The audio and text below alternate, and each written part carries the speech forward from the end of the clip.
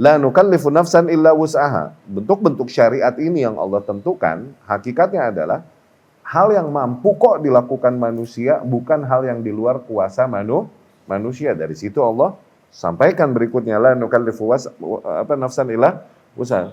Tidaklah kami bebani jiwa, yakni manusia, kecuali sebatas dengan kemampuan mereka. Demikian Allah, rahmatnya Allah subhanahu wa ta'ala. Ay man ijtahada bi ada'il haqq wa akhdhi fa in akhta ba'da istifragh wus'ihi wa badli juhdihi fala haraj alaih. Maknanya barang siapa yang telah berusaha sebisa mungkin untuk menunaikan kewajibannya atau mengambil apa yang menjadi haknya, kemudian dia keliru, katakan, tapi setelah dia berusaha sebisa mungkin, maka ya nggak apa-apa. Itu artinya la nukallifu nafsan illa wus'aha. Semua bentuk syariat, baik yang hukumnya sifatnya fikih atau hukumnya yang sifatnya akidah, ini hakikatnya adalah hal-hal yang sifatnya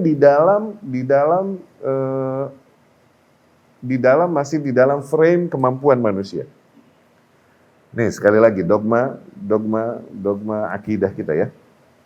Semua bentuk nilai syariat yang Allah dan Rasulnya atur sallallahu alaihi wasallam, baik di dalam bab-bab yang dituntut dari kita dalam akidah, atau bab-bab yang dituntut di dalam kehidupan kita dari fikih ya, mau muamalah dan lain-lain, hakikatnya bukan hal yang di luar kemampuan manusia. Ini hal yang wajar dan bisa dilakukan oleh seorang manusia. Sehingga seseorang yang memenuhi hal tersebut nggak dibilang, wow dia orang yang sempurna. Enggak, karena apa? Itu adalah kewajaran. Sesuatu yang wajar. Paham nggak? Enggak? Bahkan ada konsep-konsep di dalam Islam ketika yang diatur dan dituntut oleh syariat ternyata dalam sebuah kondisi dan situasi di luar kuasanya, maka dijatuhkan hukum tersebut, nggak jadi dituntut. No. Ketika memang menyulit, kan seperti haji, dituntut dari hambanya, dituntut. Tapi bagi seorang hamba yang nggak punya kekuatan untuk itu, nggak punya kemampuan, maka tuntutan itu pun jatuh. Jadi nggak ada alasan lagi bahwa syariat ini memberatkan kita. Karena hakikatnya hal yang emang bikin ribet kita aja juga dijatuhkan juga oleh Allah subhanahu wa ta'ala. Iya kan? Al-masyaqqah tajlib at-taysir. Tuh, terbentuklah kaidah besar. Syubhat di antara syubhat-syubhat ahli al-qadar wa ahli syubhat. Dan ahli qadar, mutaqaddirun, yang pada qadar. Dia bilang, setelah mereka udah dijelaskan semua konsep manhaj, bahwasanya usul ini itu, perkara usul ini kalau melanggar nih bisa keluar seseorang dari ahlus sunnah dan lain-lain, masih pengen ngeles-ngeles gitu. Oke? Kenapa? Karena mau membela atau berat hati untuk meninggalkan beberapa orang yang mereka cintai dan agungkan setelah mereka tahu ada error usul gitu. Paham nggak? Mereka masih mau ngeles dari kaidah itu. Kenapa? Berat hatinya, gengnya ke situ, maslahatnya ke situ, arusnya, alirannya, alay-alaynya ke situlah. Tapi dia udah tahu nih, udah dapat ilmunya, ada error usul yang membangkang dia di situ dan harusnya emang udah ditinggalkan karena dia tahu kaidahnya. Ketika seseorang melanggar salah satu usul, lam yakun min ahli sunnah, sebagaimana dikatakan Imam Ahmad, Imam Sufyan Ats-Tsauri dan para a'immah. Melanggar poin usul nih. Nggih? Muncullah syubhat dibikin-bikin untuk ngeles dari beginian. Ketika udah jelas nih kekeliruan usul, ya wajarlah ada orang salah satu dua, kan nggak ada manusia yang sempurna. Emang sialan. Udah dijelasin semuanya masih begitu juga loh, emang. Ya kan nggak ada yang sempurna, manusia. Terus para salafus soleh itu semua yang di atas itu, gue bilang mereka sempurna. Ngerti gak?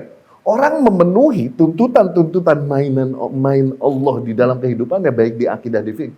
Enggak dengan itu mereka jadi manusia yang sempurna. Enggak. Emang lu aja males berada untuk mengikuti aturan main Allah subhanahu wa ta'ala di dalam kehidupan. Ya udah jelas keluar. Kita tidak mengatakan bahwa kita yang alhamdulillah dengan izin Allah. Alhamdulillah dengan izin Allah ya wala fakhr. Kita nggak mengatakan para ahlus sunnah nih, semoga kita termasuk dari mereka insya Allah. Oke? Kita nggak mengatakan para ahlus sunnah adalah para manusia yang sempurna, yang tidak terjadi error usul pada. Kita nggak bilang gitu juga. Lunya aja rese. Nggak mau ninggalin dia yang udah lu tahu errornya. Dapat nggak? Dapat ya? Jadi hakikatnya itu la nukallifu nafsan illa wus'aha itu. Semua bentuk syariat yang dituntut oleh Allah dari para hambanya, ini nggak ada yang di luar kemampuan manusia untuk merealisasikannya.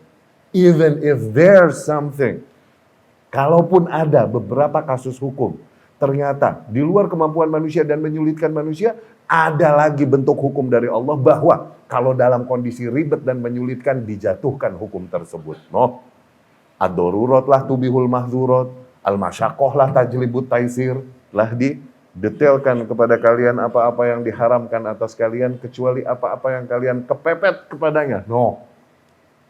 Iya kan? Jadi sebenarnya agama konkret dan sempurna dan kemudian easy, santai.